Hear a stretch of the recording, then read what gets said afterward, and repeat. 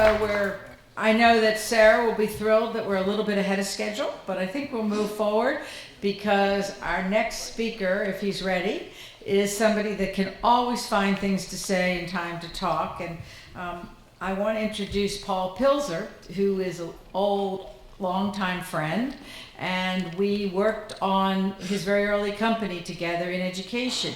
Many of you may have known or heard of Zane Publishing, which was one of the very first education CD-ROM companies that was publishing when CD-ROMs began to become popular. Paul has gone on to do many things in education and in the health space. He has an illustrious background, which he will share with you, I'm sure. And he also has a connection to Penn. He graduated from Wharton. This is also his 40th reunion from Wharton and his MBA program, the MBA program.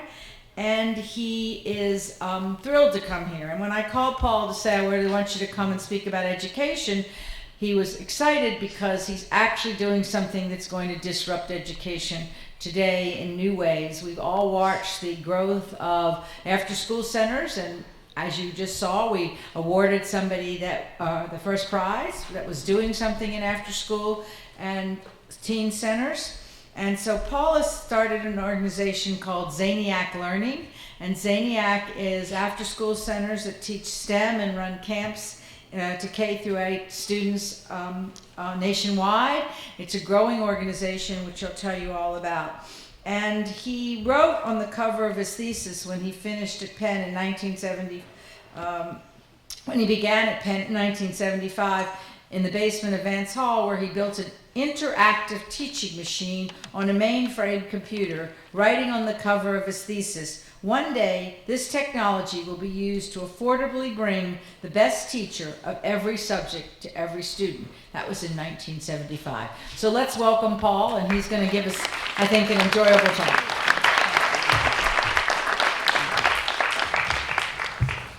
Thank you, Bobby, very much. It's humbling getting up here at Penn because you're here for your conference, and I'm here forgetting whether I'm 62 or 19. Because each place I turn, there's somebody there, only the people sort of look like me now versus back when. So it's been an amazing time, and I still have a few days here of reunion activities up ahead. But being here at Penn brings back amazing memories and also a flood of different topics. I mainly speak about economics. So I speak about world affairs, interest rates, governments, politics. I usually don't speak about my real love, which is the ventures I build. And it's not the ventures I build in the companies, it's the individuals my wife and I hire who run them and we watch grow up and stay friends with. It gives us a purpose to stay connected. So I look at business, frankly, as one big metaphor for making lifelong friendships, which is really what you're all doing at the very beginning here. I'm here with a defined purpose, but when you're all done with it, someone up ahead is smiling. You're going to meet this person, this person, this person, who's going to change your life and add the most to your life or your children's lives. I'm a little overwhelmed as a flood of information comes in what I want to speak about, and I need someone to sort of filter myself. And I'm reminded in 1988, in May, I was asked to give a speech a few hours at Moscow University before President Reagan was going to speak. And I got up to speak, and I at one point turn off my microphone, or I go to give a speech, and I say, as the American writer F. Scott Fitzgerald said, I went on to give a quote about F. Scott Fitzgerald related to one of my newest books, at which point 5,000 Soviets, including the cameramen, stand up and start applauding. So I turn off my microphone and I go back to Mikkel, who stands here, my translator. And I said, Mikkel, they know F. Scott Fitzgerald like this here in Russia, my favorite writer? He says, of course not. I got ahead of you in the notes. I knew they wouldn't know him, so I changed the name. They think you know Pushkin. They're blown away by your knowledge of Pushkin. And since then, I'm always looking for Mikkel. Help me. Forget what I say. Make it sound like Pushkin or something really great to people. So I'm going to ask you to indulge me a little bit as I go through here some of the criteria. Well, the topic I'm going to at least tell you what I'm going to tell you about. I'm going to tell you about where's the Uber of education technology. And I'm using the term Uber here as a complete game changer. If you were to ask me 5 years ago, Paul, how do you handle traveling? Oh, it's not so bad. We fly first class, private planes. Well, what's bad about it? What's bad about it is ground transportation. It's miserable in every city. And that's why I try to hire a driver, but the guy has to go to the bathroom, or he can't wait where the police won't let him wait. It's always a pain. I always get lost.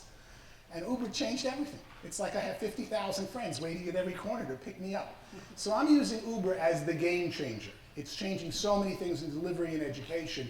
And ultimately, what you all need, and everything I've seen here the last 2 days and we'll see in presentations, is Uber. You need something to facilitate getting you from here to here. You know what you're ready to transport. You've done an amazing job. And I really applaud Penn and the Milken family who's put on this event to bring you all here.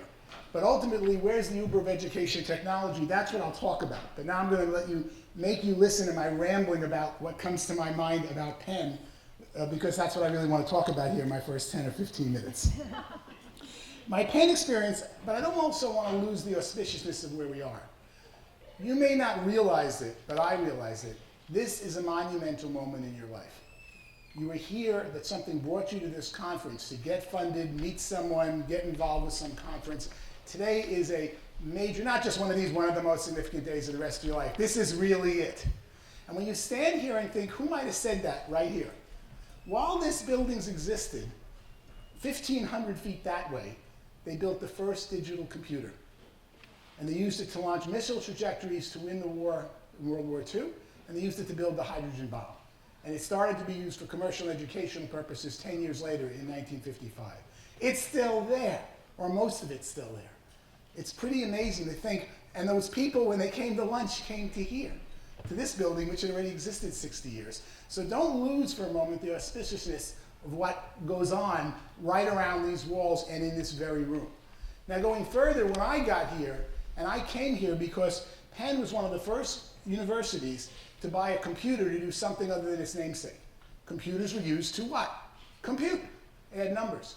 And Penn bought a DEC 20, which was sort of a mainframe computer in the basement of Vance Hall, only 1,000 feet, right up Spruce. And in that hall, we had a computer that I got to play with when I was 20 years old, and that computer could handle text. And that's the computer we made a test called Lesson on the Federal Reserve that interactively changed the lesson based on the questions. And in 1975, people's jaws would drop. That's what makes a good teacher. We never thought about it. The teacher listens to the student, changes the whole syllabus, and custom tailors it for what that student needs, and you just built a machine to do that. And that machine, the DEC 20, was my favorite toy that I got to play with, spend all my time with here at Penn. And that's only 1,000 feet that way. And Penn became one of the first universities to do this, but you really need to think what that computer was doing in 1975 and your iPhone does for you now. It's doing what God really wants us to do, to share our thoughts, our feelings, our hopes. We call it information. And when we share information, we take every business we've ever heard of and completely revolutionize it. So if we look at what Uber does, is just by sharing information, this guy's driving here and this guy over here wants a lift. Instantly, a business shows up that almost is not like a business. If you go on my blog, you'll see where I went over to LA and I pulled over the Uber drivers and I said, I'll give you $100, but you have to sit here for an hour. They only make 50 an hour, that's a good deal. And tell me about how you became an Uber driver. And most of these people were unemployable before, or they were miserable, or they didn't have anything to do, and they're really happy doing this. That's just one aspect. The moment we learn to share our thoughts and information, and that's really what started in Vance Hall in 1975 here, where we started to learn how to share information. And underlying, it's that sharing of information. The words I'll give you are big data, so I'm promising these things so I have time to know I'm going to get there. But when we talk about what information sharing is, and that's underlying every activity you saw here today. Someone's here because they have information. There's a student who needs information. There's something scalable. Well, there are many, many things changing. I should also, when I think of Vance Hall, and I shed a tear, although he would have been 100 and something years old, with my professor, Larry Klein, who used to sit in the basement with us as we started sharing information and typing words in 1975. Larry won the Nobel Prize for econometrics right here in 1980. So I really want you to feel who's sat in this room without any change in the decor, which I think is cool now. I hated it 40 years ago. And realize the auspiciousness of you coming here to this great event. And I applaud you very much for doing this, because in 1975 I saw the line that I wrote on my thesis, as Bobby just quoted, one day this technology will allow us to affordably bring the best teacher of every subject to every student. I really believe, and I've said this every decade, 3 or 4 decades, we're finally here. And the reason I say that, we have to look at the late Steve Jobs. I mean, Steve Jobs, no one remembers as I do when he got fired because he told everybody we're going to carry a computer in our pocket and everyone would want to do that. It's called the Newton. And it was a total failure because the technology wasn't there. And the best technology and the best inventions are the ones we've tried before, but the hardware or technology didn't facilitate what our minds and hearts wanted us to do. I believe we're here now in education. I believe we're here now with information sharing. We're here with ubiquitous smartphones. We're here that we're able to take technology and scale education. What technology should do for education, what we're talking about this week, is what the phonograph did for singers. No one wanted to be a vaudeville singer 50 years ago. Or no one wanted to be a vaudeville actor. That was even worse, and that's what the movie projector did for actors. And we now are at the point where the technology you've heard about for 2 days, really in a macroeconomic sense, has the sense to scale education and bring the best teacher affordably to every subject.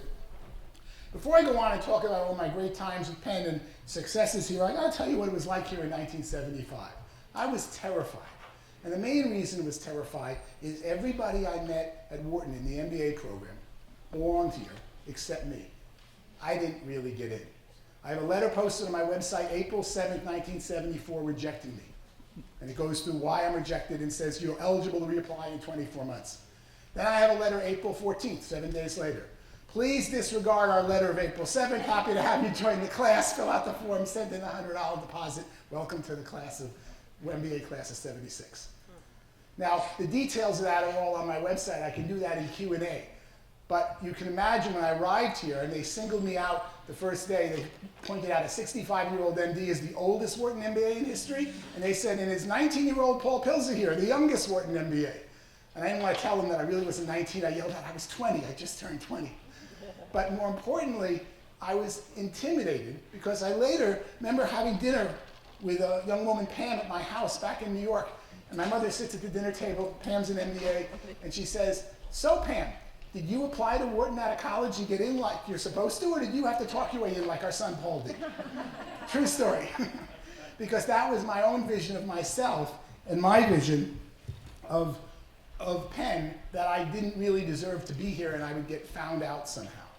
What I didn't know, and this is what I want to impart with you before I give my speech, is that pattern of applying, telling everyone in the world I was getting it, which is probably not a great thing to keep doing, but I kept doing it then, getting rejected, and then going to work. Oh, I gotta go reapply and show them the mistake they made and yell at them. They wouldn't give me a meeting with the director of admissions. It took me 5 days to get the meeting and only 1 day to prepare for the meeting. Well, that became the pattern of my life. That got me to Citibank, that got me to President Reagan, White House, that got me to President Reagan, that got me to every position I've ever wanted in life. And it wasn't until age 30 that I realized that was life. Life was about applying to something I was going to get rejected for. And then going, oh, well, let's go to work in a happy moment. You have to learn how to revel in rejection. You don't set yourself up for it, but you got to roll with it. Because you know this, the presentation, the next deal you do is so much better off because you got rejected at the first one.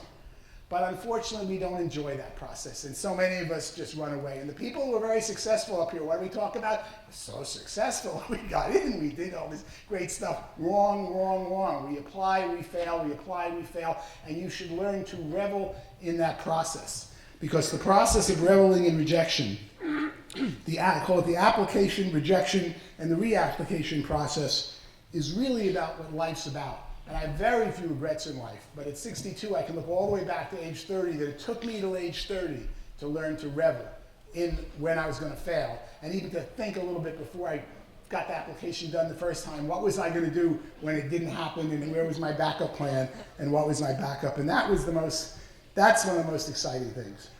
Again, I'm ready to leave and start talking about Uber and technology and education, but I want to do one more story that comes to mind here. And that story is about, I went into Vance Hall, not in the basement where I worked on the computer and taught it how to do words and computer games, but upstairs on the first floor, where I had my first class in macroeconomics. And I remember that class in macro, and I listened to that professor halfway, and I said, get me out of this program. I don't want anything to do with Wharton, with business, with economics. This professor was standing there, says, economics is the study of scarcity. There's a limited supply out there of land, minerals, fresh oil. This was during the oil crisis when we went going to school. And how we fight among ourselves, be it socialism, capitalism, communism, or any other ism you want, is the study of economics. Welcome to macroeconomics. He lost me on the word scarcity. The world I came from, my parents were immigrants. We got out of Brooklyn and bought a little house in Long Island, and we didn't kick anyone out of that house. It didn't exist before. It was one big rich guy's house, and they cut it up into 1,100 little homes. And my whole life was about abundance without taking from anyone else. And here I'm at this prestigious Wharton Business School, and they're trying to tell me the opposite.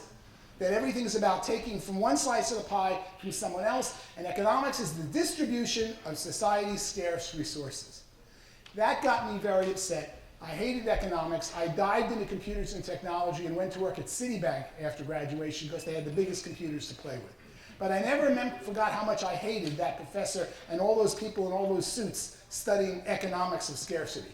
That led me to write my own theory of economics, of the economics of abundance, which I'm proud to say is now the subject of 11 books, 25 languages, 5 New York Times bestsellers, several number ones, aptly named the first one called Unlimited Wealth.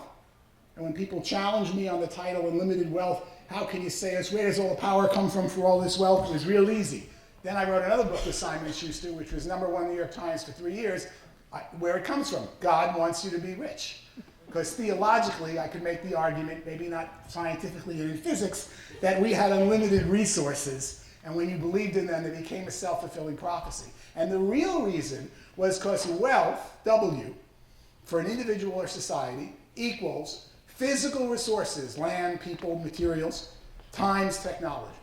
Wealth equals physical resources times technology. The Iron Age, the Stone Age, the Bronze Age, the ages defined our technology when they defined wealth. But in the old days, you were born in the Bronze Age, you died in the Bronze Age. You were born in the Iron Age, died in the Iron Age. Now you can jump ages. And it's all about sharing information. When we share information, which is really what we're divinely inspired to do, everything falls into place. All the problems of the world of physical resources and scientific technologies and medical crisis or anything in your life is about sharing information with another human being who has that information. The best example, and I'll do my last piece here on economics and then move to the other pieces. I use the example of Pilzer's Island, which for 21 years I taught in my class at New York University. 10 men on an island, every day they get up and they fish with a fishing line. One day a missionary shows up and says, hey guys, you're all fishing here, making a living. 10 families, 10 huts, nothing special. Here's some new technology. What is it? It's a net. What do you do with it? One guy pilots the boat, one throws the net. And what does it do? It catches all the fish with 2 fishermen, one to pilot the boat and one throw the net, that all the fish did with fishing lines. Pretty amazing. What do we call that? A 500% increase in productivity, 5 times. What else do we call it? 80% unemployment. How fast does 80% unemployment hit? In an hour. It's pretty obvious to go through. And it's amazing. 5 times GDP rise, but 2 rise and 8 don't. And I can go on and on about this in its many variations, but of course the solution is embrace this and let's all go work on better ways of teaching the dyslexic kid who needs some help because you don't have to handle all these fish anymore. But instead we have an opposite view because the 80% who are unemployed don't believe there's ever going to be another job. And this is exactly what the US economy looks like today. In a very simple basis, we have 2 with the nets. All we have to look at, I'm not picking on them, the names on these buildings. I mean, the amount of money people make who do it right and work hard is not incomprehensible. You know, I had to add, my mother used to call millions telephone numbers. She says, I can't understand those numbers. And today it's billions and it's talking about individual wealth.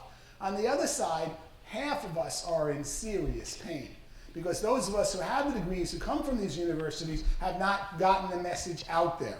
That this isn't about the race you have or the color or your religion. It's about where you stand making digital CDs versus iTunes versus some other way of doing music. Where you stand on the technological shelf determines everything.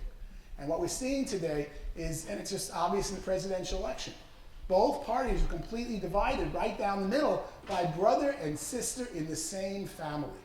The technological divide is so great that when I talk about success, my students every year analyze the Forbes 400 list of the 400 most successful, or at least richest, maybe not most successful, people in America. And today, the Forbes 400 has something dead in common with the top 6, the last 6 United States presidents.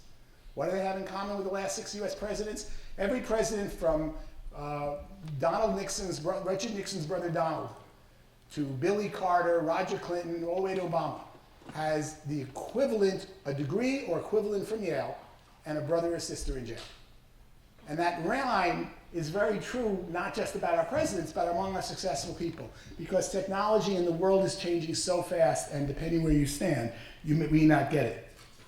Now, moving past economics and moving past scarcity, which is my first item here, one more Penn story. But this one's really relevant to your business. Another item I learned at Penn, but didn't know I learned at Penn, came the last 6 weeks of my graduation, right before graduation. This would have been March 1976. And at that point, I learned that whenever you're an unhappy customer, you have two choices. You can get angry, or you can get very rich.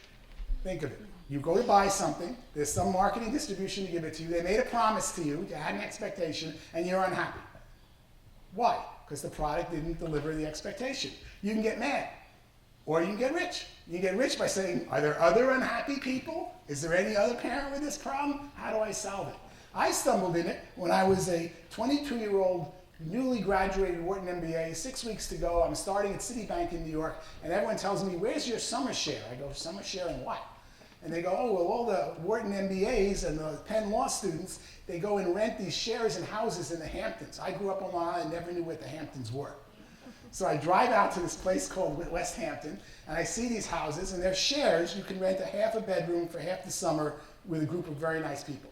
I go, how do I get into these houses? They go, you go to these parties in New York. So I go to these parties in Manhattan, take the train up from Philadelphia, and I go to the party, and the party is filled with gorgeous people. And there's pictures of the house, the pool, the tennis court, and they say, you pay this one is $800 and you get this bedroom for half the summer. I go, I look at these girls like I've never seen before. I went, deal, I'm in. So I say, I'm in the house. I go, great, we'll call you tomorrow. They don't call. I call them back. I want in the house. No one's calling me back. Okay, go to the next party. About 9 of these parties later, I'm figuring out that at 22, I look 12. And nobody wants me in the house. And I'm a nerd before Bill Gates made nerds cool. And it was not fun. And I wanted to be in a summer house because all the other Wharton MBAs are going to be in different houses and different addresses. So what happened is I run out to West Hampton. I rent a whole house. It's got 6 bedrooms. That's 12 shares. I run around here yelling at my classmates, who wants a share, who wants a share? And I sold to all the non-beautiful people. Well, you know what? There's a lot of people who look like me. So not only did I sell to 12 people my shares, I sold 24 shares and only had 12 to sell. So I ran out and rented another house. A year later, I had 12 houses. Rented out where I had a house manager, who was typically a Wharton Harvard MBA, who I gave a free bedroom to. And I built a business that honestly gave me a solid $1 million cash in the bank by 25 on the side while working at Citibank. Because I catered to the other people who were unhappy, nerd, funny-looking people that couldn't get into cool people houses. But I didn't realize it then, that became my pattern for every business. That became the pattern that was going to carry me all my life. And if I go through my businesses, which I can't tell what my timing is. This thing hadn't turned. Raphael, if you can turn that on or give me what I have left. 23 minutes. Left or spent? Left. Go, good. So I look at this, and I look at the various businesses I built, and each business I built since then was because something I wanted wasn't delivered to me. And by not being delivered to me, I could have gotten mad, or I could have gone and supplied it myself and found the other people who weren't getting delivered their summer share. And probably jumping ahead through about $1 billion in market cap and 5 companies, it's nice to talk about them, but these things take 5 to 10 years each. No one wants to really believe these are not flippant things you just start and go do when you take on a company and employ hundreds of people and take responsibilities for their careers. But when I look back on all the business, that was the pattern that came through. And nowhere probably was anything more important to me than about 6 years ago, or it's like 2008, 8 years, you gotta remember where we are, 8 years ago, when I started focusing on what was really important to me, my children's education. I have 4 children. Well, now they're in 6th grade, 7th grade, 8th grade, and 10th grade. They're basically a year apart, 4 kids. And back 8 years ago, what was really important to me was their education. And I had already determined, as I'll play in the video, not yet, but I'll cue you on it, there's 2 minutes of why I think math is so important and brings order to a child's life. And here I am with my 4 wonderful children. My wife and I have a panic because we're called into the 3rd grade elementary school to talk about my daughter's math scores. And as we sit there and they start telling me what's wrong with her in math and what's wrong with her ability, I sheepishly lifted up, and I wasn't supposed to say anything. My wife usually handles these things much calmer than I do. And I said to the teacher, may I see the test? That's illegal. Real word, illegal. I know a lot about law. I couldn't figure out how it's illegal. What she meant was it's not allowed. And I go, why is it illegal, to paraphrase your word? It's illegal because you can't see this test. You might go through all the answers with her and show her what she did wrong. I said, that's exactly what I want to do. That's what the test, you figured it out. I want to, with love and affection, sit down, make a game out of it, play with it, and show her what she got wrong. That's illegal. It's not fair to the other kids. We use the same test every year. And of course, to her and her mental set was all about the test and being fair to the other kids as opposed to a child who is going to have a rough time in life if they don't understand math and time and calculus and the things that bring order to our lives. And I was very frustrated. And I wasn't the only one frustrated. And that led me to focus on building my own math curriculum. So literally with no business in mind, I organized a group, spent 7 figures, hired 12 PhDs virtually full-time, hired a manager, who now is the president of the company we're going to talk about in a minute. And we went and built a math curriculum. We wrote 12,000 math problems. And we wrote them and put them in a software model called the Tech that a child sits down for 30 minutes. This is called Zane Math. It exists now. You can see it on the web or go into any of our stores from Boston, New Manhattan, Westport, Greenwich, Miami, LA, and we're opening quite a few of these. And the child gets a free half-hour assessment in math. And it says, we don't care if your child's good in math, bad at math. We didn't know those words. What we know is there's 60 concepts of math, from long division to multiplying fractions with decimal denominators. That's a concept. And your child needs to know those concepts to get up through 8th grade. And we don't care when or how they learn them. It's like words and vocabulary. We're going to teach them to them. And every time we teach, we're going to give them a little assessment to see where they are beforehand. We're going to custom generate the curriculum. Because at another child, his problem wasn't the problem that he looked at the math and said, I don't get this. He said, I already did this, I did this, I did this, I did this, and was bored stiff and acted out in class and got in all kinds of trouble. So I knew we needed a custom curriculum, that once we would assess what they do in math, we would build a customized curriculum to see a very specific 100 pages, 600 problems just for that child at that moment in time. And every single lesson starts with 30 seconds on an iPad. What do you know? What do you learn? And that's reported to the parents with a normative what every other child did. It's basically education with an audit trail. And once we started building big data, and we only built it selfishly to find out if this stuff was doing any good, we developed a product called Zane Math. And Zane Math, let me run the video on Zane Math. And what we did was, we quickly found out we could take any 2nd grader to 8th grade math in 6 months. Serious number. Not because we're so smart, it's because that's how little math is taught between 2nd and 8th grade. You ever stack it up in books, 1 page each concept, you won't believe how little it is. It's really babysitting time, I'll tell you that as an economist, not really teaching time in what we said is an objective. And then once we analyzed the math, the parents left us. They said, Paul, my kid's in 2nd grade, he's doing 8th grade math, go away from me. I go, what does he want to do? He wants to use it, he wants to learn programming. So we added 9 courses in programming, from C++ to Scratch to Python. I used to think Python was a snake when I started this, how old my programming skills are. And then as we started building the business, we added 3D printing, robotics, fashion design, which is really trapezoids and geometry for very smart girls, and all kinds of fun courses. All of our students are K through 8. All of our instructors are high school honor students, with the exception of a number of Penn and other college students who were our high school honor students. And we train the students, which is a cheap source of labor. We focus on a lot I learned from the Soviet Union. The Soviet Union developed all their technology and computers on an analog basis, which is why from Sputnik on they ate our lunch. We went digital.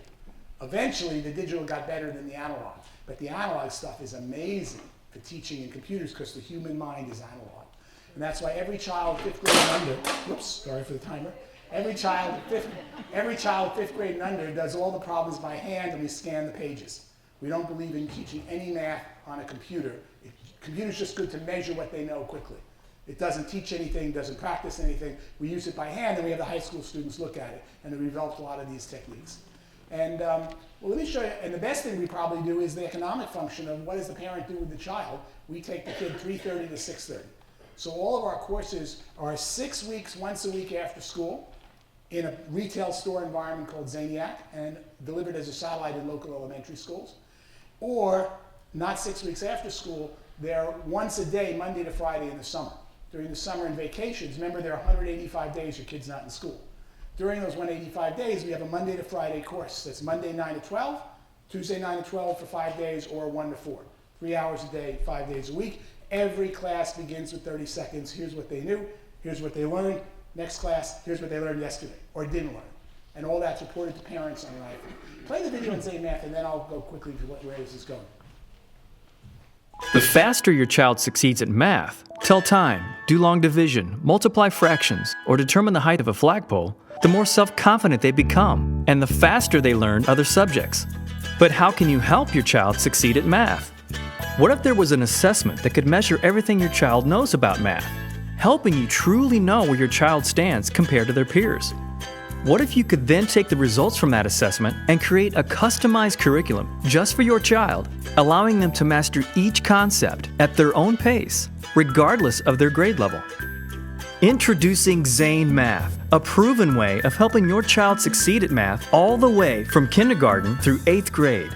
Zane Math is customized for your student and covers the same Common Core curriculum taught in your child's school. It all starts by taking a free 30-minute pencil and paper assessment to determine what your child knows. This assessment is used to generate a 600-problem customized curriculum taken from our 12,000 problem database, focusing on the concepts that help your child the most. Your child is taught in person, either one-on-one or in groups of 5 students, facilitating peer-based learning and making math fun. Each class covers an individual concept and typically meets once a week for 90 minutes, with 90 minutes of homework. After each class, powerful resources provide you the opportunity to participate in your child's learning. These include a 5-minute milestone showing how much your child has improved, an email explaining their homework for the next class, plus lesson plans and online videos for each of our 70 concepts. At the end of the 6-class course, your child completes a 30-minute achievement measuring how well they've learned each concept. No concept is left behind. Sign up for Zane Math today.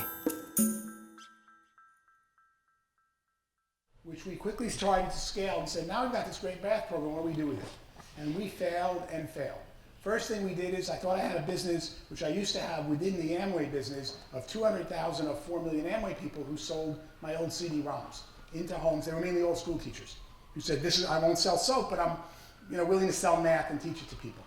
I had that network. So we took all this product, we started training people. We actually hired in 2008 110 college students, roughly 55 from Penn, 55 from Yale, because we had a couple managing the business. She went to Penn and he went to Yale. And we recruited their classmates, deputized them, taught them how to do this. It was a total bomb. What we found out was the person who could teach at home, for whatever reason, couldn't sell it into the home. They wanted us to turnkey the whole sale of the business, entrepreneurs, education, whatever. That was an expensive mistake.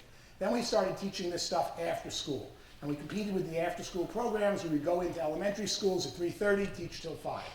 Kind of boring, not that scalable. School is the last place the kid wants to be at 3:30, wants to change venue, have something exciting. And then my wife had gotten involved in Planet Fitness gyms. So I don't know if any of you know, you must know Planet Fitness here in Philadelphia. We're now the largest gym chain in the world, and we really know retail.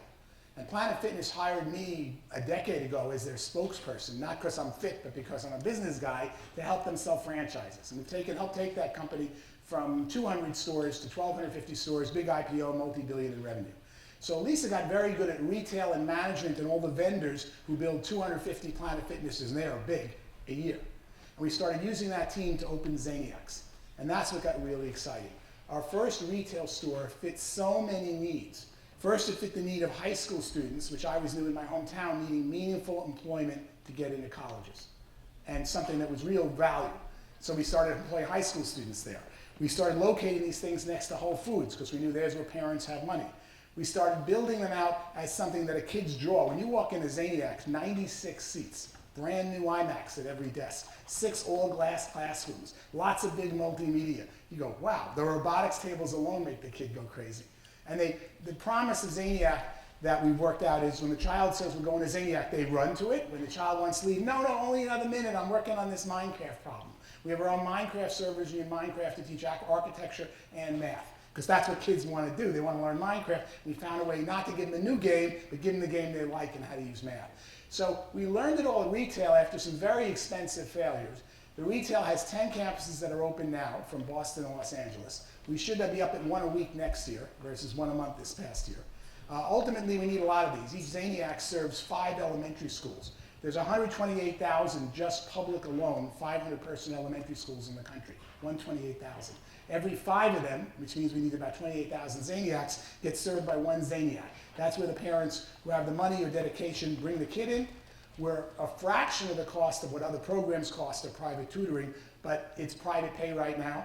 However, in each store, and I'm going to do this with Q&A in a minute, we're finding so many things. Each one of our Zaniacs serves public schools that are charter schools who are looking for physical places to meet, especially the virtual charter schools. So they come in as Zaniac. Remember, we're empty 7 a.m. to 3 p.m.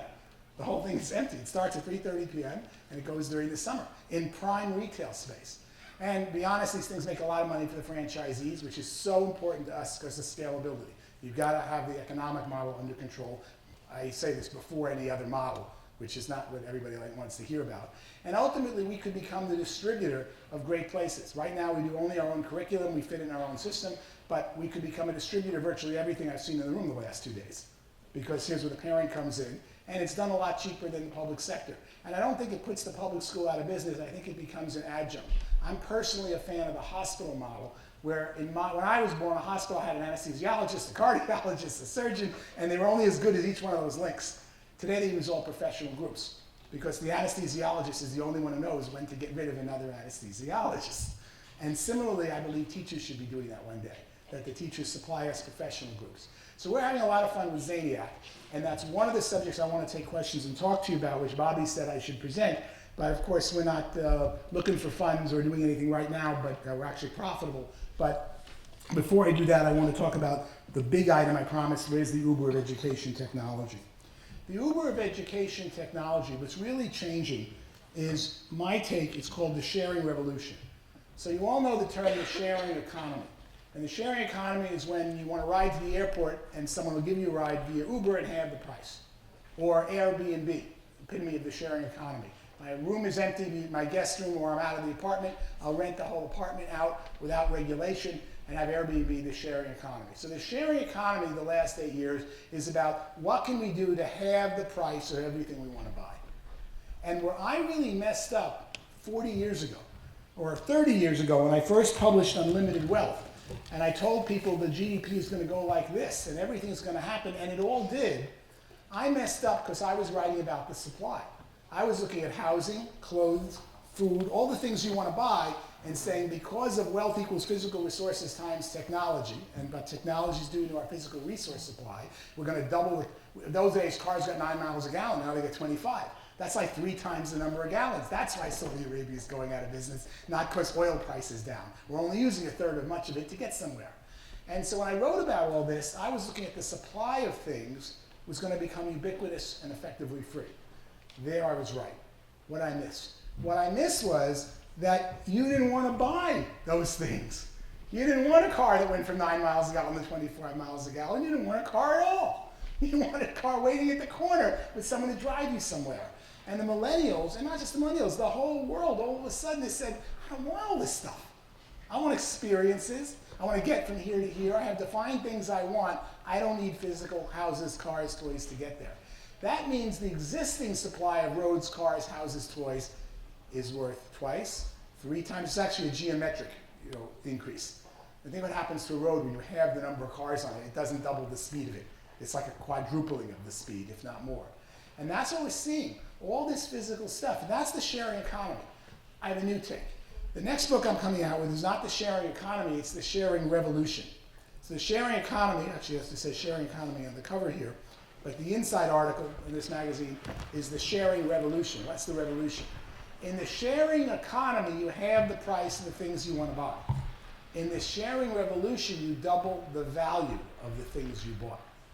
So you're going to the airport, you got an extra 45 minutes. Oh, Professor Stedman, there he is, sitting there. I've been trying to connect with him for 3 years. I'm here. We do a little social media. All of a sudden, he's here. He drops what he's doing, and he showed up from the med school. Thank you for coming to my talk here today. You guys are great. He increased the value monumental, and hopefully he'll ride me to the airport tomorrow. He doesn't know that yet, which will double the value of the ride to the airport because I'm now with someone. You will choose a restaurant not because it has great food. That'll be secondary. They will promise you the most interesting dinner guests you'll ever meet that could become your best friends who went to school with you, who did this, who did this, who did that. And you start to see all the experiences in life that could be made better when they're shared with the right person. So sharing economy, halving the cost of what you want to buy. Sharing revolution, double the value of what you already bought. And that's what's really coming. And behind all that is something you're all about to experience by November this year called big data. Big data sounds like big data. It sounds like all the stuff I learned in Wharton, which was how to compartmentalize customers into social demographics. There are 8 million of these, and there's 4 million of these, and there's 7 million women who are Jewish and who do this and live in this kind of neighborhood. And it was all about taking data and collapsing it and trying to find types. It's all obsolete. Everything. Because it's really about big data, and big data is a misnomer because it's really about individual data. Watch this. You are going to get a phone call on November 1. It's going to be from someone you know in your neighborhood. It's going to be someone from the opposite political party of you. And they're going to say, I know you're really supporting Hillary, but I want to talk to you about so-and-so. And I know that I saw you here last and last. And that person, if you're an active political right now, they're in a data bank where they're going to get an email that says, Bobby, call up Bobby Kershan, Paul, and tell her this, and she did this, and she went here, and here's some background on her, like a briefing. And I'm just her neighbor. And they asked me to get her to vote for my candidate. That's big data applied to elections the servers already built. We're about to apply them to every item, like your child has a problem reading. And we know your child has a problem reading because you did this and this and this. And here's 4 moms who went to the same place as you went, start to see the value of it, and you know them. And that's where we're moving with big data. And big data has such a promise to deliver the right things. The EU is going the wrong way. We've got to learn all the regulations to make this happen.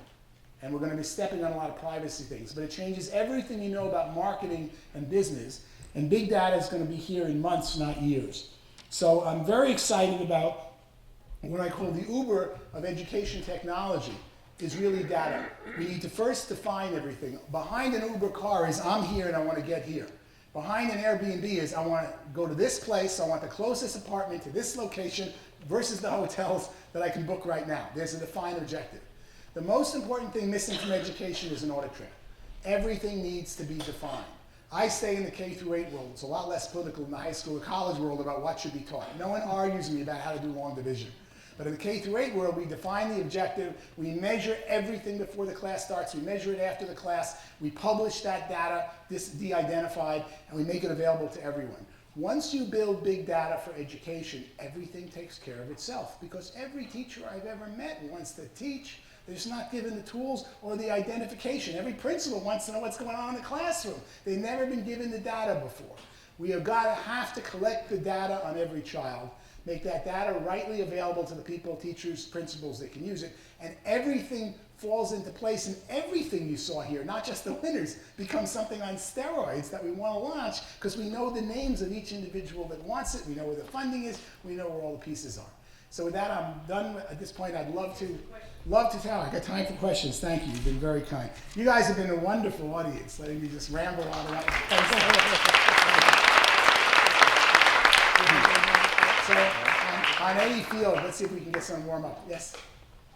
Would love to hear you talk more about the data privacy issues, because In Bloom was a big Gates Foundation effort in K-12 education, and because data was being shared and there was a big uproar about that, tell us how you think that problem can be solved and how you think that's going to unfold over time, because it is very valuable, and I think we're bought in on your vision, but there's a lot of interest that we're going to need to. The big data, in my mind, is sort of a joke because the government and the people talking about it have come so late to this. 20 years ago, they talked about tracking people and ID cards. Excuse me, I can't ever walk out of my house without an ID card. I can't ever go anywhere without a credit card. I can look at pending on all my cards and know where I was, or a family member was there, or my kids. I love it when they swipe something. So what's this big data tracking everyone? And everybody who's part of the economy has been doing it forever. Excuse me, don't do bad things, and maybe you don't have to worry about where people watch these things. And there's certainly abuses. I don't mean to be flippant on it, but it's all been around for decades among people who work and pay taxes and support our economy. And now all of a sudden we've got all these pundits saying that the privacy is an issue. Just give us a standard, we'll work to it. Government needs to move fast. There's no right or wrong standard with privacy. There's a standard. You give us a standard, we will all figure it out from the schools to the credit cards and move on with progress because people want to eat, they want to have fun, they want to be educated, and all the pieces. And the government attacks that the privacy is some new issue when the privacy has been around for 40 years on credit cards and checks forever. Other question? Anyone? Any subject? Yes. So my question's about gamification, because that's obviously part of the Zaniac model, looks like, and we've had a couple of the presenters present other gamified apps, I guess. So maybe you could speak about what you use to justify gamification for Zaniac, at least. We don't get the return so much from technology and gamification because my view is nothing comes close to these billion-dollar games my kids play. And when I throw an educational game, it's the dullest thing in the world. The best thing to me is live. So the gamification I really count on is a funny 16, 17-year-old instructor we hire. We give him all the good jokes he can use again and again and again because he's got a different class of 5 kids every day. You never had that much fun before. And we arm them well, and they make it fun for the kids because ultimately when you're all done with the games, the kids want to play with someone. And the best teacher of a 6-year-old is a 16-year-old. So the individual side of Zaniac, which is the high touch, is the gamification more than building the game. And every time I try to up the bar and build the game, it's really dull to the kids because the games, they'd rather have someone fun to play with or beat the game they get from Nintendo, and I can't come close to Nintendo. Yes? How do you train the high school students? Great question. First, we like to think that each manager, owner, right now we're playing with a corporate model and a franchisee model, and the franchisees are eating our corporate guys' lunch, meaning the owner of each store, they already know in each community when they open a Zaniac who the high school students are they want to hire. They've watched them grow up. So it's a very local orientation of somebody who doesn't want a corporate job anymore but wants something meaningful. They open a Zaniac, they know the kids, so we haven't had the recruiting issue. And those kids look at it as, this is, when I explain to the kids, I go real easy. You ever make a mistake before and go to the teacher and say, I made a mistake and I want to do another paper and get the B to an A? Great. That's not here.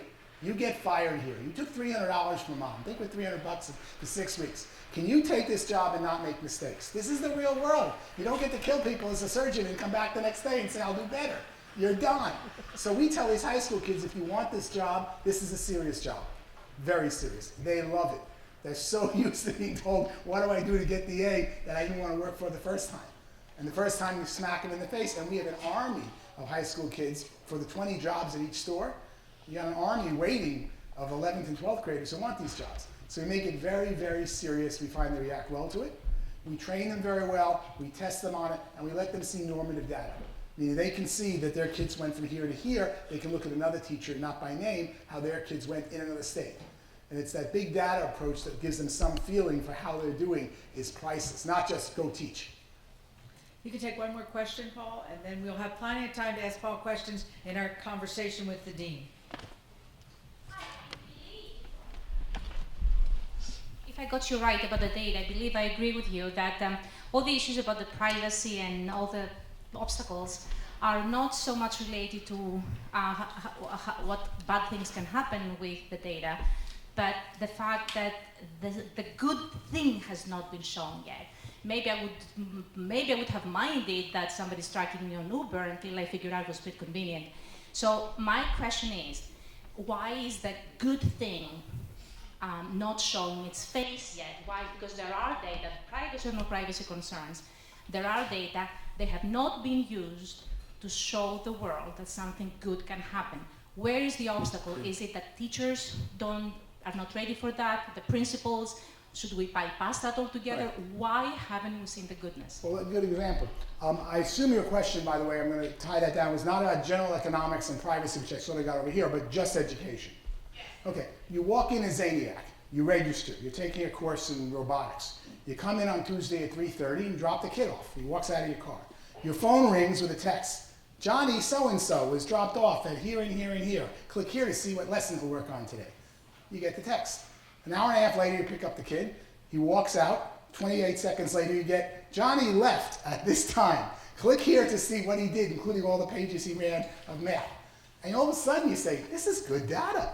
The kid's in the back of the car, and you can see what he did and have a meaningful conversation about a problem or not. Give the parents some data and collect it. It's bizarre to me. A kid goes to homeroom. I have no idea he got there. I just let him off at the door. And no data comes from that whole day. Is one big black hole. And I'm told if I don't like what goes on in the school, because they won't tell me it's a black hole, I can go to another school which is a black hole, be it private or public. I want to know what happened. At Starbucks, they tell me everything. I mean, it's amazing how fast, where it's coming, etc. Give me basic, useless data, and I'll go, I like a little more of that, I want a little more of that. But right now, schools are one big black hole to the parent, and anytime you want to change, you get to choose another one like it. And we need to start with, there's a front door and an end door. Track every kid who walks in and texts the parent till they say, don't text me anymore. I don't think any parent's going to say, don't text me. And then click to all their lessons. You didn't push it at them, they clicked on it. Give them an example. The parents will scream for the big data. We've seen that at Zaniac, and we love it, and it helps us improve it. Thank you, Paul. We'll have plenty more time to ask Paul questions. We have a great session, And before Paul goes down, Paul's son and wife are in the audience. Lisa and Max, do you want to stand up? Thank you for letting us have Paul visit today.